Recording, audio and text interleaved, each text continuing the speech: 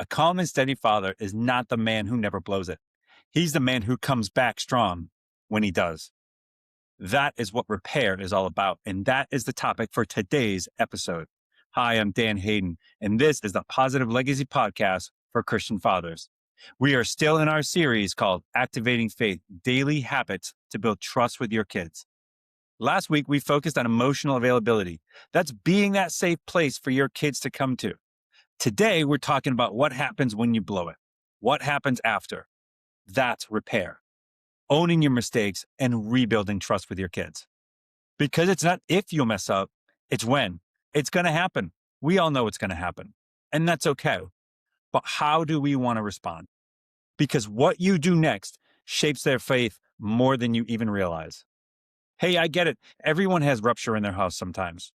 Raised voices, overreactions, unfair consequences, sharp sarcasm, the cold shoulder. Your kids are quietly asking, what happens when things go wrong with dad? Most of us grew up with one of two models, avoidance or authority. Avoidance, we just don't talk about it. It's going to blow over. Authority, hey, if dad yells at you, it's probably because you screwed up. End of story. Repair is different. Repair says, I messed up. I own it. Our relationship matters more than just being right. In a recent masterclass in my paid community, I framed it like this. Trust is not lost because we messed up. Trust is lost when we don't come back. Repair is how we can make that comeback. In that masterclass, I gave the guys a very simple 3-step framework. Name what happened, own your part without excuses, and reconnect emotionally. That's it. There's no lecturing. There's no over-explaining. There's no, but if you had just. Now, let me walk you through an example from my own house. And if you've got teens, you've seen this scenario. I have 2 kids that share a room. Another 2 have their each room, but they all share the same bathroom. And those rooms in that bathroom, they can get pretty, let's just call it apocalyptic. Clothes on the floor, trash where it doesn't belong, wet towels everywhere. You know, I had clearly set expectations. Start the week with no dirty laundry on your floor or in the bathroom. And then our lives just they got a little messy. They went a little sideways, right? Our water heater went out. We had car trouble, big unexpenses, just general overall financial stress. My internal pressure was pretty high. I walked upstairs one afternoon, already on edge, saw the mess everywhere, floors covered, laundry everywhere, expectations just clearly ignored. I just lost it. All right, TV goes off. I want everybody's phones. This is ridiculous. That was the rupture. If you had paused the movie right then and there and asked the question, what does it feel like to be around dad? It was definitely not calm and steady, and probably not a lot of leadership either. A little later, once I'd calmed down, done a couple of PQ reps, I called them together. Here's how I walked through those 3 steps. I named what happened. I want to talk about when I saw the rooms earlier and lost my cool. Simple, concrete, no spin. Next, I own my part. Hey, guys, I really want to apologize for what happened earlier. I just sort of lost my cool. You guys know we've had a lot going on, money stuff, homeowner stress. And I let all of that come out on you. It wasn't fair to you. It wasn't fair to your mom. It's not generally how I want to handle things. Hey, I want you guys to know that I'm really not mad at you. We've got a lot going on and it all just sort of spilled over. I really care about how we can handle these things together more than just this one moment. And then I just sort of paused and I let that sink in. I could see their faces soften, and the older kids just looked at me and said, hey, Dad, it's okay.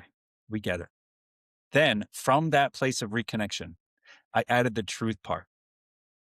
Hey, look, all that said, you guys know I still expect your rooms and the bathroom to be clean. Remember, that's truth with grace. The grace, I'm sorry, I see you, I love you. The truth part, our standards still matter, your actions still matter. And here's the beautiful part. They calmly got up, started working around it themselves. No drama, no yelling at each other, just started getting the work. Because here's what repair taught them. Our relationships are resilient. My mistakes and theirs, they're not fatal. And lastly, honesty is safe in this house. When I asked the guys in my group, which part of repair is hardest for you? The answers came and they were pretty honest. Owning my part, especially when I feel justified in my reaction. Reconnecting emotionally.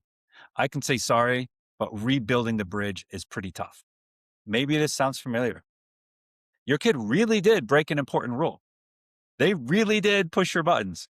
But your brain says, if I apologize, I'm letting them off the hook. But remember, we're not apologizing for the boundary. We're apologizing for how we violated our own values in the way we enforced that boundary. I was right about the boundary. I was wrong about the way I responded. That distinction matters. We still have to set boundaries for our kids, but it also matters how we react when those boundaries get broken. Repair does at least 3 things for your kids. It shows that relationships can survive conflict. Dad yelled, but he came back. We can talk about hard things and still be okay. The second thing it does is that it teaches that mistakes are not identities. I made a mistake. I'm not the mistake. That's true for them, and it's true for you. And the third thing that repair does is it models confession and grace. The gospel is all about compassion, forgiveness, and restoration, not perfection. When you repair, you're embodying that for them in real time. Over time, this makes it easier for them to believe if dad can come back when he blows it, maybe God's grace is real too. Another everyday example, sibling conflict. Maybe your older kid hits one of your younger kids. You've told them 1,000 times how dangerous that can be. Your saboteur reaction might be, hey, what is wrong with you? You know better. Go to your room. I don't even want to hear this right now. Later, your sage repair could sound something like, hey, I want to talk about it early when you hit your brother. First, I need to own my part. The way I yelled and sent you away, that one's on me. I was scared and angry, but you didn't deserve that level of intensity. I'm sorry. Then you can add the boundary back in. I still need you to understand how serious it is to use your strength like that. You're a lot bigger than he is. Next time you feel that angry, I want you to walk away or just come find me. Remember, you're not lowering the standard. You're raising the safety in that relationship, the relationship between you and your kids, and the relationships they have with each other. If you want a starting point, here's a simple script you can use. Just fill in the blanks. When I blank, just name what happened. That one was on me. Yeah, I can imagine that felt, again, fill in the blank for you. Here's another one with no blank. Hey, you did not deserve that tone. I'm sorry. Or lastly, hey, next time I feel stressed, I want to do blank instead. Short, honest, no excuses.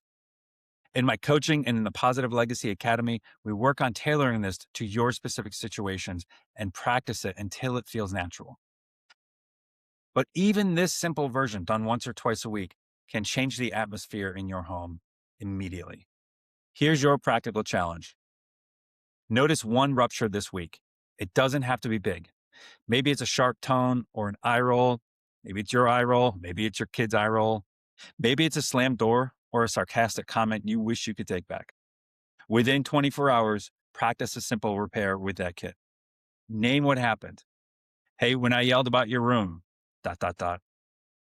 Hey, when I snapped about that iPad. And then own your part. That was on me. You didn't deserve that. And then reconnect. Hey, I'm sorry. I love you. Our relationship matters more than that does. And then, if needed, calmly and clearly restate the boundary. You're not trying to be perfect. You're learning how to come back over and over.